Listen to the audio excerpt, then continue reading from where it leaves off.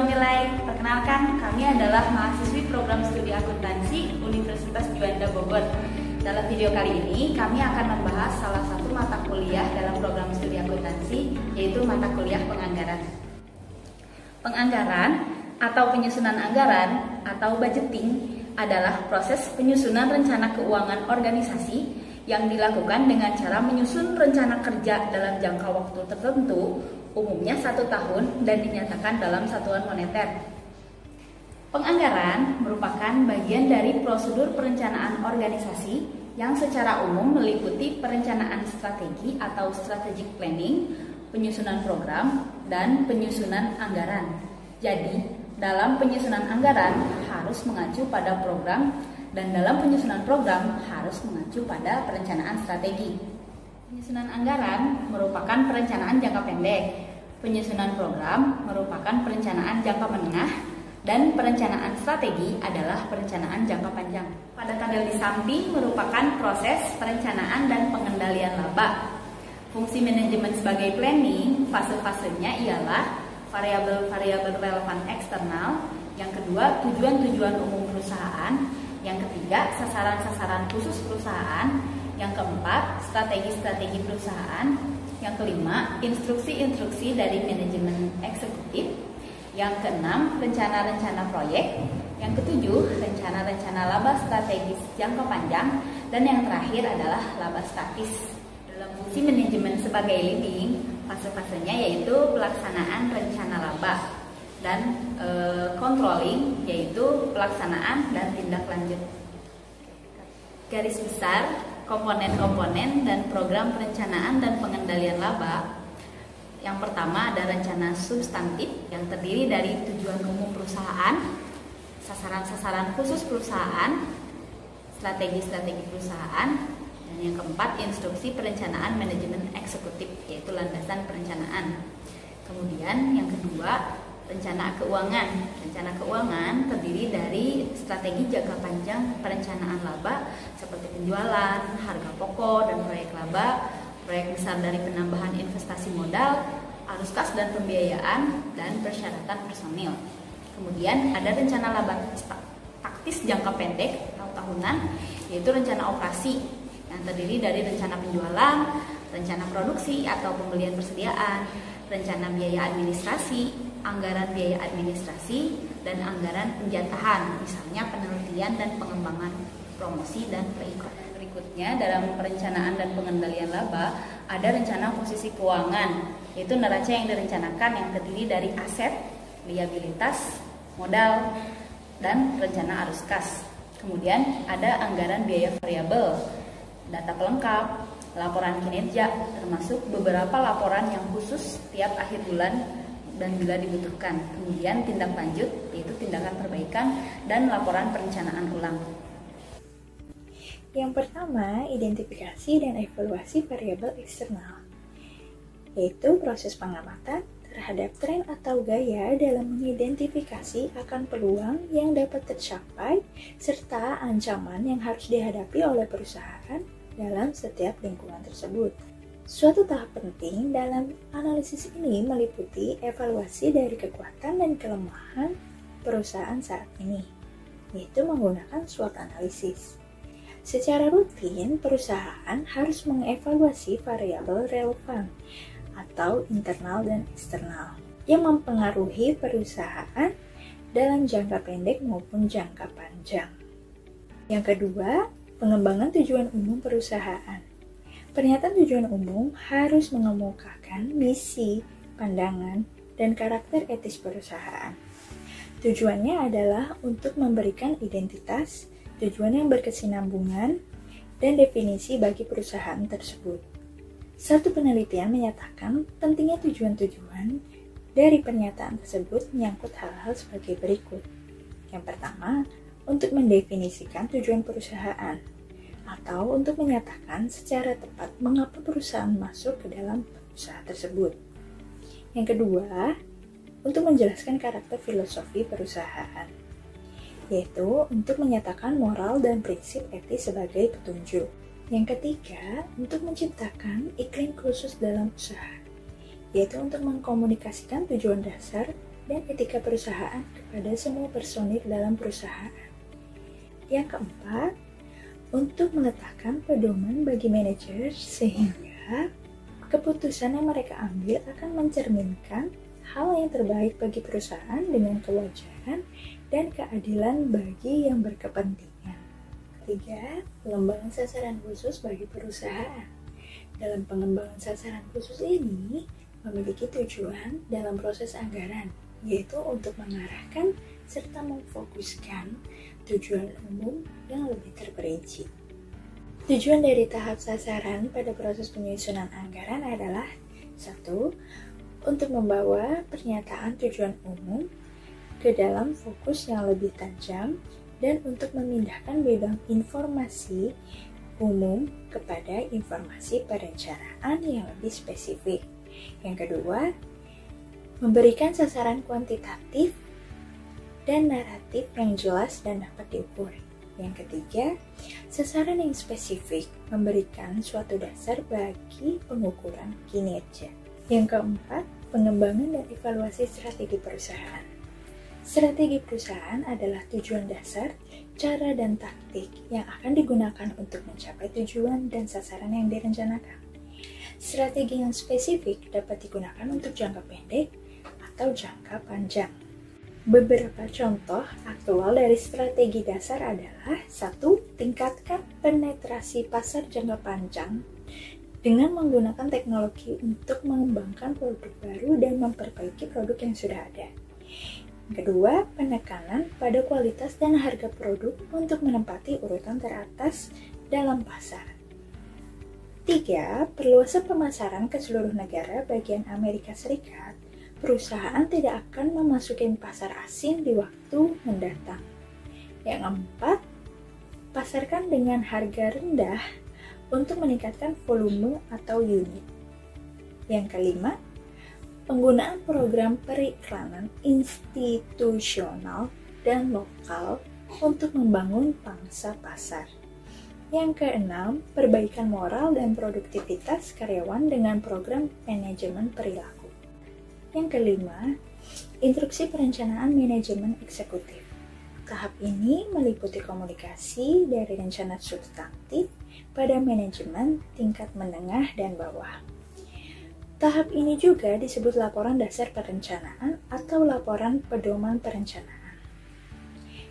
Menjelaskan tentang tujuan, sasaran, dan strategi perusahaan.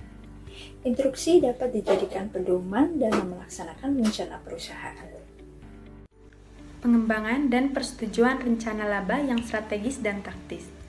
Manajemen harus mengevaluasi dan memutuskan status rencana setiap proyek dalam proses dan memilih proyek baru untuk dilaksanakan selama dimensi waktu yang dicakup oleh rencana laba yang strategis dan taktis di tahun yang akan datang. Para manajer dari berbagai pusat pertanggungjawaban dalam perusahaan, setelah menerima instruksi perencanaan dan juga rencana proyek, mereka dapat memulai aktivitas yang intensif untuk mengembangkan rencana laba secara strategis dan taktis.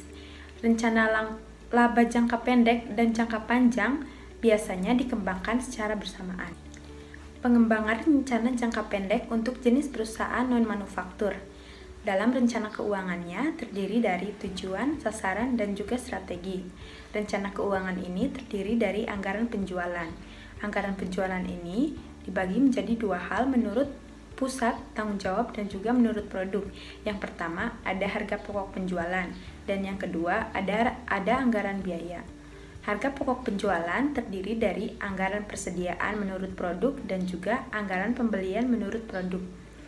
Sementara anggaran biaya terdiri dari biaya distribusi menurut pusat tanggung jawab dan biaya administrasi menurut pusat tanggung jawab. Kedua hal ini nantinya akan dibuat laporan keuangan yang kemudian dianggarkan, yang terdiri dari tiga hal, yaitu laporan laba rugi yang dianggarkan, neraca yang dianggarkan, dan laporan arus kas yang dianggarkan. Yang selanjutnya ada pelaksanaan rencana laba. Pelaksanaan rencana laba ini terdiri dari dua hal. Yang pertama, melibatkan fungsi manajemen, yaitu pengarahan bawahan dalam mencapai tujuan dan sasaran perusahaan. Yang kedua, setelah pendistribusian rencana laba, sejumlah pertemuan rencana eksekutif tingkat atas yang lain membahas penerapan dan tindakan yang sesuai dengan tujuan dan sasaran yang disebutkan dalam rencana laba. Penggunaan laporan kinerja periodik. Selama rencana laba diimplementasikan selama waktu yang disebutkan dalam rencana taktis, diperlukan laporan kinerja periodik. Laporan kinerja ini dibuat oleh bagian akuntansi berdasarkan laporan bulanan. Laporan kinerja ini terdiri dari dua hal. Yang pertama, ada membandingkan kinerja aktual dengan yang direncanakan, dan yang kedua, memperlihatkan setiap perbedaan sebagai variasi kinerja yang menguntungkan atau tidak menguntungkan. Penerapan tindak lanjut atau follow up. Tindak lanjut adalah bagian penting dari pengendalian. Laporan kinerja berdasarkan pada tanggung jawab yang ditentukan adalah dasar untuk tindak lanjut yang efektif. Variasi kinerja adalah akibat ataupun hasil, di mana manajemen harus menentukan sebab yang mendasarinya. Nah, identifikasi sebab adalah tanggung jawab utama dari manajemen lini. Tahapan ini harus didesain untuk menentukan keefektifan tindakan perbaikan sebelumnya dan memberikan dasar bagi perbaikan prosedur perencanaan dan pengendalian yang akan datang. Pemilihan waktu proses perencanaan, kesinambungan perencanaan laba. Perencanaan laba mencakup pemilihan periode tertentu untuk rencana laba strategis dan rencana laba taktis. Biasanya masing-masing 5 tahun dan 1 tahun.